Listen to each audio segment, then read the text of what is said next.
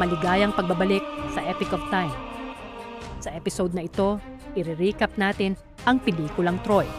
Umupo ka na at mag-relax habang sabay nating pasukin ang mundo ng kasaysayan at mga alamat. Pagkatapos ng maraming taon ng digmaan, pinagsama-sama ni Haring Agamemnon ng Mycenae ang mga kaharian ng sinaunang Greece sa ilalim ng kanyang pamumuno.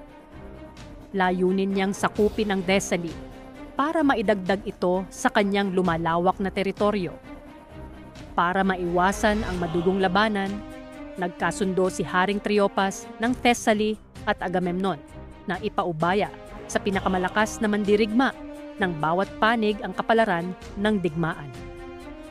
Pinatawag ni Triopas si Boagrius, ang dambuhalang mandirigma, habang si Agamemnon naman ay umaasa kay Achilles, ang kalahating Diyos na kilala sa kanyang kakaibang lakas at bilis. Ngunit nawawala si Achilles. Galit si Agamemnon sa pagiging matigas ng loob ni Achilles, pero agad siyang pinadala ng isang mensahero. Si Achilles, bagamat ayaw sa pamumuno ni Agamemnon, ay gustong maisulat ang kanyang pangalan sa kasaysayan. Dumating siya sa digmaan at tinalo si Boagrius sa isang iglap, kaya't napanalunan ni Agamemnon ang Thessaly. Inalok ni Haring Triopas kay Achilles ang setro ng Thessaly bilang regalo sa hari. Pero sinabi ni Achilles, "Wala akong hari, sabay alis." Samantala, nasa Sparta sina Prinsipe Hector at Paris ng Troy para sa kasunduan sa kapayapaan. Ngunit lingid sa lahat, si Paris ay may lihim na ugnayan sa reyna ng Sparta, si Helen, asawa ni Haring Menelaos. Hinimok niya si Helen na sumama sa kanya pabalik ng Troy. Nag-alala si Hector at binalaan si Paris. "Kapag inilagay mo sa panganib ang Troy, puputulin ko ang mukha mo mula sa ulo mo." Habang pauwi na sila sa Troy, ipinakita ni Paris si Helen. Patunay na isinama niya ito. Galit si Hector, pero huli na para ibalik si Helen sa Sparta.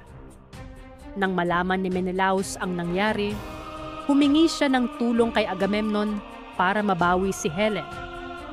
Pumayag si Agamemnon, hindi lang dahil sa kapatid niya, kundi dahil gusto niyang mapasakamay ang Troy at kontrolin ang buong Aegean Sea. Inutusan niya si Odysseus, hari ng Ithaca, na kumbinsihin si Achilles na sumama. Una ay tumanggi si Achilles, ngunit nang kausapin siya ng kanyang inang si Tete, na isang diwata ng dagat, nagbago ang isip niya. Sinabi nito na mamamatay siya sa digmaan, pero magiging maalala siya habang buhay. Nang makabalik sina Hector, Paris at Helen sa Troy, masayang sinalubong sila ni Haring Priam. Tinanggap si Helen at pinuri ang kanyang kagandahan. Habang naghahanda ang mga Trojan para sa digmaan, papalapit na ang malaking hukbo ni Agamemnon kasama si Achilles at ang kanyang sariling hukbo, ang Myrmidon. Inutusan ni Achilles ang pinsan niyang si Patroclus na manatili sa barko. Unang dumating sa baybayin ng Troy ang mga Myrmidons. Dito, mabilis nilang tinalo ang mga kawal ng Troy at sinira pa ni Achilles ang templo ni Apollo, bagay na pinigilan sana ng kanyang mandirigmang si Eudorus. Dumating si Hector para pigilan sila, pero tinanggihan ni Achilles ang hamon niyang makipaglaban. Nakamit ng mga Griego ang unang tagumpay. Si Briseis, pinsan ni Hector at Paris, at isang pari ng templo, ay ginawang bihag at dinala sa kubol ni Achilles. Galit si Achilles nang angkinin ni Agamemnon si Briseis bilang gantimpala, kaya't sinabi niyang darating ang araw na tatawanan niya ang bangkay ni Agamemnon. Kinagabihan, nagpulong sina Priam at ang kanyang mga anak. Dahil sa kasalanan niya, inalok ni Paris na makipagduelo kay Menelaos upang wakasan ang digmaan. Binigyan siya ni Haring Priam ng Sword of Troy, simbolo ng kanilang kasaysayan. Kinabukasan, hinarap ni Hector at Paris ang hukbo ng Greece. Nagduelo sina Paris at Menelaos. Halos patayin siya ni Menelaos, pero pinatay ni Hector si Menelaos para mailigtas ang kapatid. Nagsimula ang madugong labanan tinalo ni Hector ang maraming Griego, kabilang si Ajax. Napilitang umatras ang hukbo ni Agamemnon. Gusto ni Odysseus na sumama muli si Achilles sa laban, kaya't ibinalik si Briseis sa mga kawal. Sinagip siya ni Achilles at dito nagsimula ang mas malambot na ugnayan nila. Nagkagustuhan at nagmahalan. Kinabukasan, nagdesisyon si Achilles na iwan na ang digmaan.